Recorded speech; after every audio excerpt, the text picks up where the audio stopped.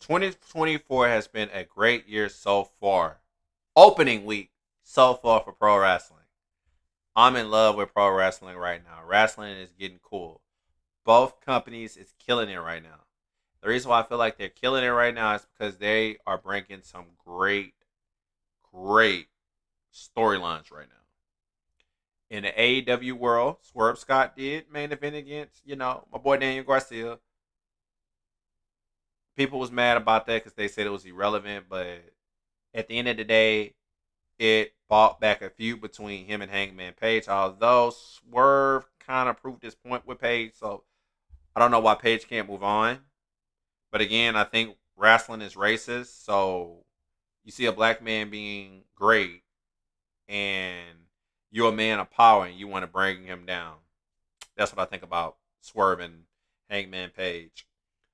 As far as the WWE is concerned, I was excited. WWE Raw wasn't that bad. SmackDown wasn't that bad either. But only thing I hate is we brought back The Rock. I was probably one of the only few people on earth that was mad that The Rock returned. Why return him?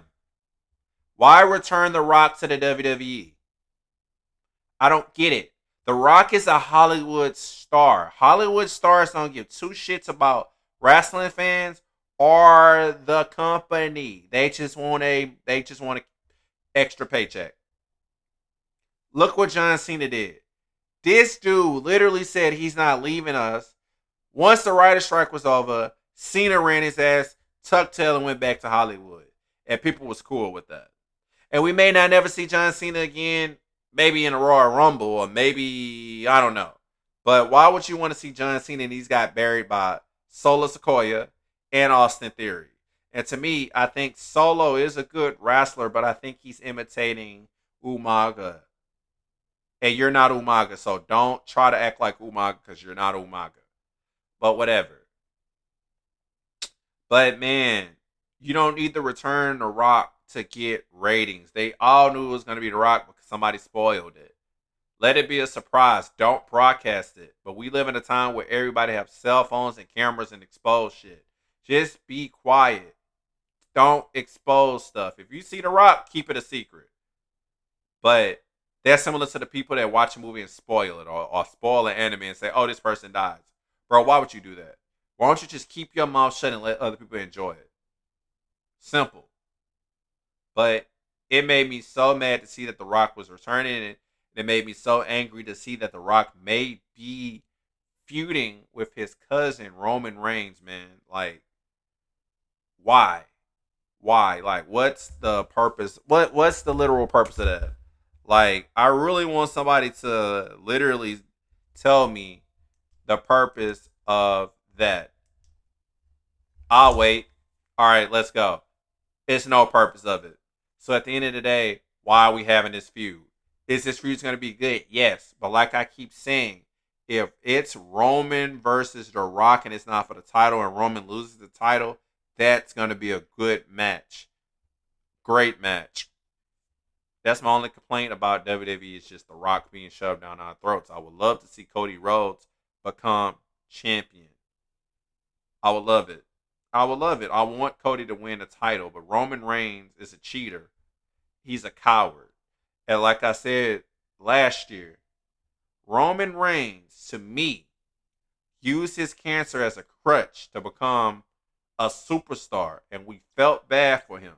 Because fans literally hated Roman Reigns. Because fans are mental. I was a Roman Reigns fan regardless because I knew he was going to be the star of the Shield. Especially when he had those contacts.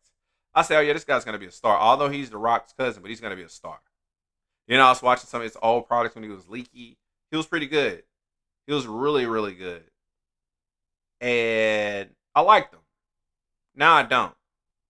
First of all, I wouldn't use my cancer. I wouldn't use an illness to make people like me, knowing they hated me naturally. I will come back with a different gimmick like he did and make fans like you. Because with Roman Reigns being tribal chief, I was a fan of it at first. I was really a fan of it. I was a Roman Reigns fan regardless. But after a while, I stopped being a fan because it was being shoved down our throat like John Cena. And somebody stated the other day that when Roman Reigns loses the title, if that ever happens, then we're gonna miss him. No, we not. We've never had a champion that held the title that long. It's gonna be 3 or 4 years, and Roman Reigns still has held the title. And like JD from New York stated in his podcast, they doing that because they wanted to leak Hulk Hogan out of history because Hulk Hogan was a racist. All right, so let's peep this. Hulk Hogan is a racist, and Roman Reigns exploited his cancer to make fans like him. Because most wrestling fans are a little mental. Marks are mental. Like the amount of mental illnesses that some of these wrestling fans have is insane. I hear the stories of some wrestling fans want to come into these people's house, beat them up, talk about their family, tell them to kill them. First off, this is fantasy. This isn't real. It's not real. Mostly everything is scripted. Life is a simulation. We're being watched. We're probably a simulation. Nothing's real. I'm joking on the simulation part. I hope I'm not. I don't these days. But with Roman Reigns, man, I don't like the guy simple because he used cancer, and he stated years ago he cares for the company. Actually, when he did the cancer thing, he said how he cares for the WWE universe and cares for the people, and we felt bad for him. Then a year or so later, he came back, buried my boy Bray Wyatt, the Fiend, who was the hottest thing going on right now. We weren't even thinking about Roman Reigns. We didn't even care about Roman Reigns. The Fiend was killing it. Buried that man. Then years later, we lost him. And when we lost Bray Wyatt, the first guy Roman got his title from, Roman didn't even pay respects to the man. I think he lost. I don't know. I know Goldberg beat him. Regardless of the situation, when Roman returned as a tribal chief, Bray Wyatt was buried. When Bray Wyatt died, Roman Reigns didn't show his support. Roman didn't show his support at all. Roman didn't give a shit. Roman don't care. And it's fucked up that people like Roman. I don't care. Well, maybe Roman was traumatized. Okay, Chris Benoit was traumatized when Eddie Guerrero died. A lot of people was traumatized. A lot of people was hurt. A lot of people was heartbroken. But yet, Roman, your so-called poster boy, can't show up to support and pay his respects. He even pays respects for the people that's next to God or the reason why we here right now on this earth. We could have had a nuclear bomb and we all could have been dead. But by the grace of God, the soldiers fought for our country, and the WWE may be racist and messed up, but we had tribute to the troops. Roman Reigns didn't even show up to that. And that's why I hate that. Ugh. He's there to collect his paycheck and go on by his day. And I can't hate that man for that. But I hate that man for exploiting his illness to become great. I hate that man simply because he don't care about the fans. I hate the man because the character he portrayed is a coward. Then you got Dwayne Johnson coming back and y'all possibly gonna have a feud. What if Roman and Dwayne face each other? What's gonna happen? Is The Rock gonna get destroyed by Damian Priest and Priest gonna cash in, which should happen? Is The Rock maybe The Rock now peep this? What if The Rock gets that title, has to open challenge for that title, or I say, yo, I feel like Roman shouldn't deserve this title. He's a disgrace to my culture, the Anoa'i family storyline wise, and he relinquished the title and has an open challenge for the title, have a tournament, grants a new champ. If we have somebody like LA Knight in the tournament, we could have somebody like Cody Rhodes in the tournament when he win a Royal Rumble. I don't know. But we could have a great tournament. Or have a tournament with guys who have never been WWE champion, have been contenders for the championship. Go for it. Because I've seen The Rock support a lot of talent like Ricochet. Ricochet was supported by The Rock when he was Prince Puma. And that Prince Puma character was dominant. And I would love for the WWE to capitalize on that. But the WWE doesn't give a shit about the fans and they don't listen to us. So that's never going to happen. But Prince Puma was a good character. The Rock supported him. So what if The Rock endorsed somebody and say, "Yo, man, I feel like these guys are talented, and I feel like they should be a champion." Because when I was WWE champion, I wasn't like that. When Rikishi was Intercontinental champion, he wasn't like that. When Jimmy and Jay was the Usos back then, before being a tribal chief as bitches, they wasn't like that. Everybody from my lineage wasn't cowards or anything. And I'll be damned to have somebody of our lineage tarnish our name. So that's why I'm finna have a tournament. Or the roles can be reversed. The Rock could talk about when Roman Reigns may leave, like MJF left AEW, which I feel. They trash talk him. He trash talk Roman. We get to hear Hollywood Rock again. Then he has open challenge like, yeah, I'm Dwayne Johnson. I'm The Rock. I'm the greatest of all time in the Anoa'i family, and nobody can beat me. I'm gonna hold this title for a long time, and I'm gonna take this title for Hollywood. I'm so confident I'm doing open challenge. And open challenge occurred maybe somebody like LA Knight, and LA Knight beat The Rock. And LA Knight is over and he become champion. No more Rock and no more Roman.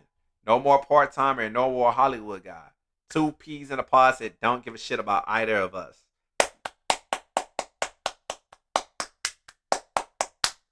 Yeah. Yeah. Now with AEW, I hate that MGF is going from AEW because I said this. Maybe I'm wrong, but I feel like WWE is making a feud for. I'll repeat this. Like I said, the Miz is the face right now. So the reason why the Miz is the face right now is because WWE is grooming him to face MJF at WrestleMania. Now MJF so-called returns to AEW, which I highly doubt he will. But if he do return to AEW, because they pulled him off the roster and everything. Now if he returns to AEW, it'll be awesome because I feel like that company may die if MJF doesn't return. And if he doesn't return, they need to give somebody else an opportunity. But the Undisputed Kingdom, to me, was good. A dominant promo. I wasn't a fan of the original Kingdom. Sorry. I always been a Wardlow fan. I kind of hate he cut his hair. I still think he's like our generation, but the next generation Batista. But the faction's dominant. You got a dominant monster. You got a dominant star named Adam Cole, who was going to be the poster boy in the next Seth Rollins, CM Punk, Roman Reigns. You got Adam Cole, who could probably fill a pedestal that MJF had, because nobody can top MJF in AEW unless it's Swerve Scott. But if AEW loses MJF and Cody Rhodes, they done fucked up big time because they lost Cody. Now they may lose MJF. But again, I feel like MJF is going to be in a Royal Rumble. And The Miz is going to eliminate him, and he's going to eliminate The Miz, and it's going to build a feud. They're going to have a good promo talk. This, that, and the fourth. Miz is going to be like, yeah, I heard the stuff you were saying in the other company about me. People over here jabbing and say you're a low budget Miz. Now CM Punk and Miz is back together in WWE. Now CM Punk and MJF are back together, possibly in a feud, if he goes to the WWE. And I can see MJF and Punk both saying, man, it's crazy. We both shit talked each other, and now look where we're at. But again, I'm not a CM Punk fan because he's a bitch. But I don't know, man. I love this Undisputed Kingdom faction. They are pretty good. They're dominant. Like, they are going to be something great. And they all going for titles and everything. I'm loving it. I'm loving Eddie Kingston's passion right now as a champion. He's a fighting champion. He's not a coward. Eddie Kingston's, what do you call it? Demeanor reminds me of Walter, the opposite of it. But Walter is a fighting champion. Walter is a guy that doesn't have to cheat to win, but he's dominant. He was a talent that kind of wasn't. Well, Walter was pushed regardless. When he was like Gunther was pushed regardless.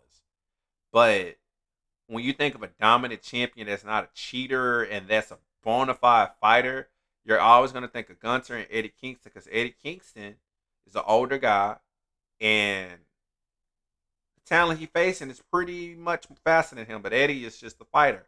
Eddie don't play that. Eddie's just the gangster. He played with the big leagues. He played with the big boys. He's feuded with everybody. He refused to go to the WWE because he don't want to be a sheep or a failure and get buried. I can respect that. WWE right now is good,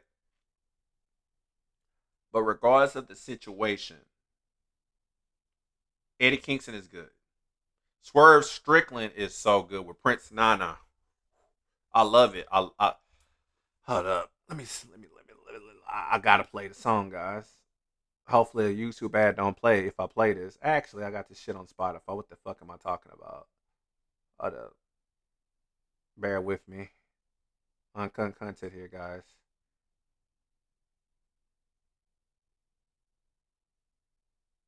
Hold up. Let's find a song.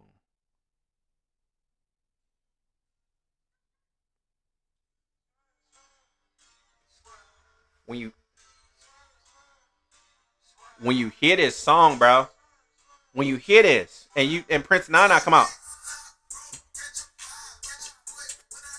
like you that pumps you like every time I see Swerve Strickland, dude, and then Prince Nana come out, bro, that right there is the best thing in pro wrestling. That is the excitement I had when I used to watch WWF back in the day. Or when WWF converted to WWE, and we had this guy come out. Hold up. I'm on a roll tonight.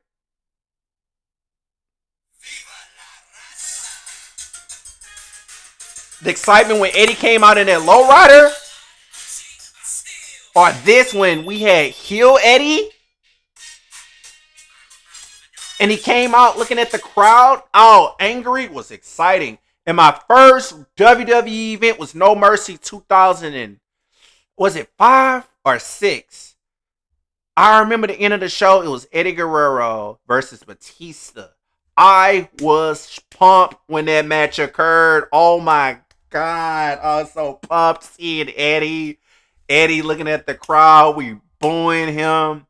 It was so fun. And him and Batista faced off. And we thought Batista was going to lose, but he lost. And then at the end of the show, true story, at the end of the show, referee Charles Robinson and Eddie Guerrero were both celebrated by Dave Batista, which is a man I always respect. He paid homage to Eddie on his birthday. Days later, Mr. Kennedy versus Eddie Guerrero. Eddie's last match. So me seeing Eddie Guerrero's last pay-per-view match hurt me and fucked me up so bad. Or when I went to my second event, the WWE Night of Vengeance Night of Champions, and it was CM Punk, and I was like, yes, CM Punk versus Chris Benoit. And come to find out, Benoit killed his family that night. But before that, I was excited. I said, man, CM Punk, he gonna be somebody great. I used to be a CM Punk fan back in the day.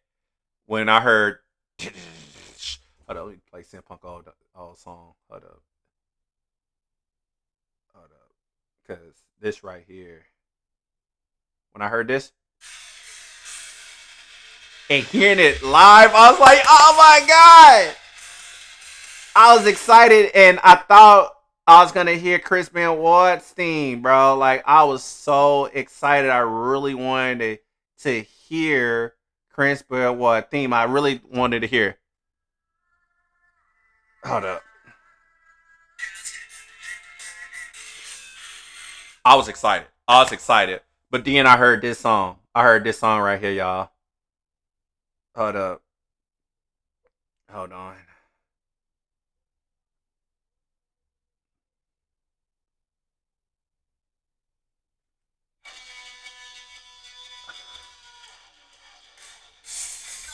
I was like, what?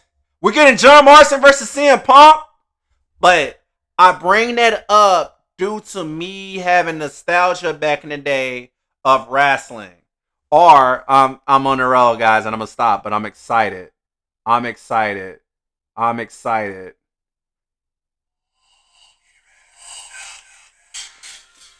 Hearing that theme song back in the day, The brew with Edge, Christian, and Gangrel was so exciting, especially when they rose up from the whatever the hell you call it. But them dudes rose up, and Gangrel's like was exciting. So the excitement I have for wrestling right now is back. 2024 is going to be a great year.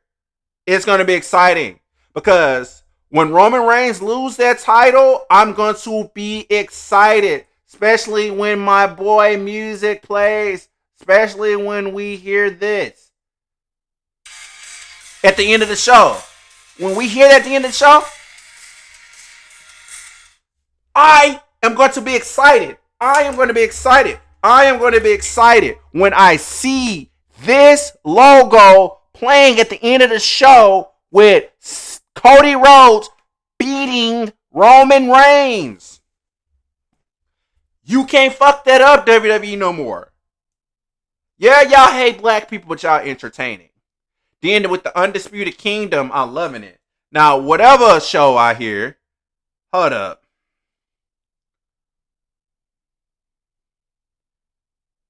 Then, when I hear this theme song on any brand, I'm going to be excited. But if my boy goes to the WWE, man, I am going to be pumped. I'm going to jump off my seat because he's my favorite pro wrestler right now.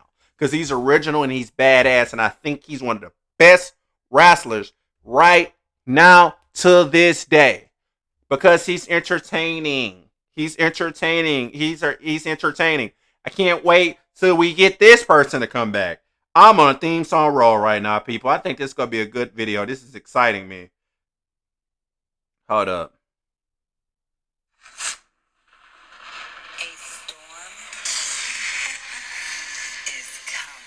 When I hear this at the possible Royal Rumble, I'm going to be excited. I was a Jade Cargill fan in AEW, but I said this, Jade needs some work. She needs to get trained. And I saw a video of her getting trained. That's it. Jade needs to get trained. That's it. Once my girl get trained, it's over with. The racist company that we have right now that's called the WWE that buries black talent can't bury Jade Cargill. Jade Cargill is beautiful. She got charisma. She got class. She's not hoish. She's not sluttish. She don't got a big ass. She don't got no big boobs. She is exciting. She's cool. She's original. Her debut match on AEW was Shaquille O'Neal versus Cody and Brandy. And Brandy Rhodes is good. I love her when she went off on what's her name. Let's look that clip up. I'm about to look that clip up. Because this right here, I feel like this is the year. Hold up. Hold up. Damn, I'm trying to find it. YouTube is annoying. Hold up. Who the hell told you tonight was open mic night, bitch? When she said that, I was off the floor rolling.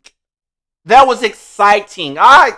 Brandy's a typical black woman. I love her. I love Brandy Rhodes. I loved her as Eden Styles. I love Cody Rhodes. I love Cody Rhodes when he was hold up. Hold up. Hold on. Because I've always been a Cody Rhodes fan.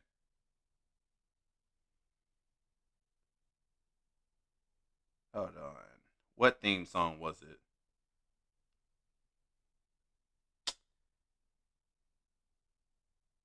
Hold on. Looking for it. But I can't find it. But I'm going to find it.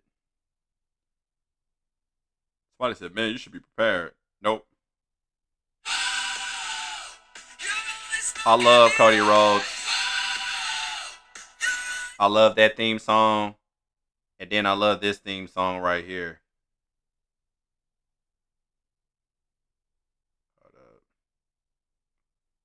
Everything of Cody Rhodes I loved. Hold on. I'm trying to find it. Please. YouTube with these ads. I don't care.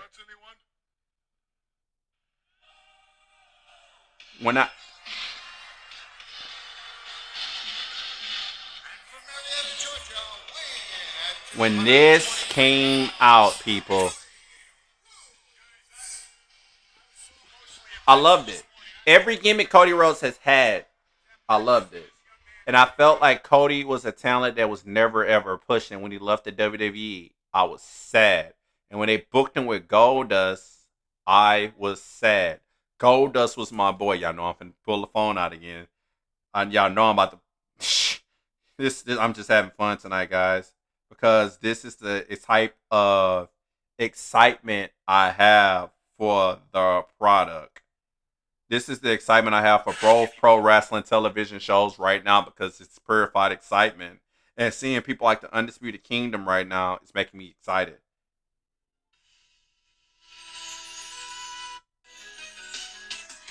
Come on, man. Go! Bro. Wrestling is going to be exciting this year. 2024, man. It's going to be the year that wrestling is going to be back on the map. Wrestling was back on the map, but we're opening 2024 strong on all companies. We got TNA, Impact back. They haven't even had their first televised live show yet. And once they do, that shit's gonna be exciting. It's gonna be exciting. It's gonna be maybe. I feel like the six-sided ring is coming back. If the six-sided ring is coming back, oh my god. Then it's a possibility that TNA and WWE crossover. Like, that's so awesome. That is so awesome. It's like Dragon Ball Z crossing over with One Piece officially. Not that awful Toroto, whoever the fuck that dude was to eat food. But it's exciting. It's like Marvel versus DC or Mortal Kombat and Street Fighter. Oh my god. Ugh. I'm excited. Like when I saw Undisputed Kingdom, I've had so much nostalgia about them. Then looking at the Royal Rumble and so many rumors going around, I think it's going to be a good Royal Rumble. Then just the Fatal 4-Way match with Roman, LA Knight, um, Randy Orton, and AJ Styles, the four best wrestlers right now, the four most over guys of all time in a championship match for the undisputed title is going to seal the show. I'm not excited about CM Punk versus Seth Rollins because I don't like CM Punk, but to be honest, it's going to be a good match. Or let's do reverse the roles and do CM Punk versus Stone Cold Steve Austin. I don't know what's going to occur. I don't know what's going to occur. But whatever occurs, it's going to be a good match. If Philip Jack Brooks wins that title, I don't want Seth Rollins going to Hollywood. I don't want Seth Rollins to leave. Seth Rollins and Randy Orton are the only few wrestlers that haven't left the company that were big name stars and didn't go to Hollywood. Cody Rhodes is a star. Hell, to be honest, Cody Rhodes can even write the story with your boy. Let me tell you something. Cody Rhodes can write the story with Seth Rollins because he's beaten Seth Rollins many times, and CM Punk can write the story with Roman Reigns because, to think about it, CM Punk is the guy that kind of formed the Shield as his mercenaries when he was facing a guy I would never like, Cryback. You think I don't like CM Punk? I think I'm gonna grow to like CM Punk again if he doesn't cause problems. But Ryback, I would never like that guy. That guy shits on everybody. Everybody hates Ryback. Ryback is just one wrestler we all hate in the community and in the wrestling world, like wrestlers in general. If I was a wrestler, I would hate Ryback. He's unsafe. He's a crybaby. He's a bitch, and he's a Goldberg ripoff. When everybody hates you, that's bad. You got to evaluate yourself, my boy. But yeah, man. I don't know if CM Punk versus Roman Reigns would be a good match because CM Punk like, yo, dude, I'm the one that made you. What you talking about? And then we make it a feud with CM Punk versus MJF. I don't know, but whatever Triple H is gonna do, it's gonna be awesome. I'm gonna have that excitement that I just showed you with this old ass iPhone 8. That excitement is gonna be so awesome. That excitement is gonna be so awesome, y'all, when that happens. When them guys debut, like MJF, or we have a good feud out of nowhere, it's gonna be awesome. I would love for Bobby Lashley and the faction he has to have a name and for them to be dominant. I would love Bobby Lashley to be WWE champion and the Street Profits to be SmackDown champions. I would love, hopefully this year, we will have a good draft that's fair, and the draft will have SmackDown and Raw champions. We don't need the NXT champion on Raw and SmackDown like we had with Dom. We don't need the champions crossing over. We need to have SmackDown versus Raw again. We need to have Raw versus SmackDown champions. No unifications. We need to have a WWE champions should not be crossing brands. If y'all decide to do that, if y'all decide to break the brand split, which y'all shouldn't because y'all got GMs, which is stupid.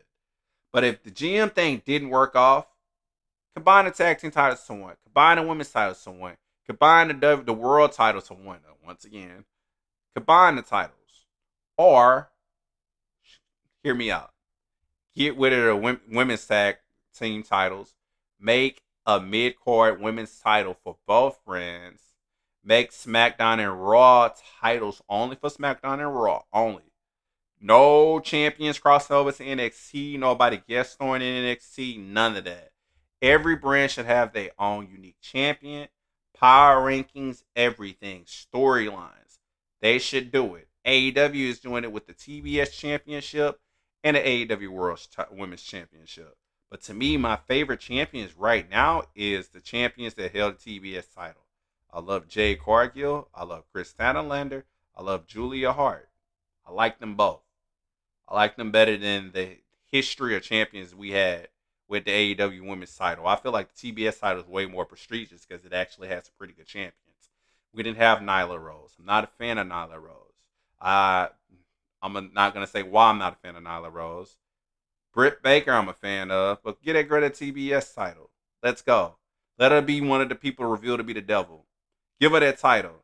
Give the Undisputed Kingdom all the titles right now. Let them be dominant. Let them beat the shit out of the Elite.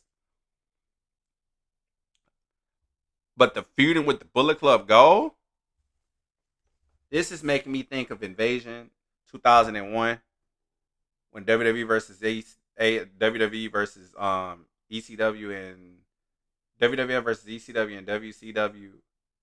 Or it's reminding me of an underrated faction, the Main Event Mafia, or any faction that was anti, company, but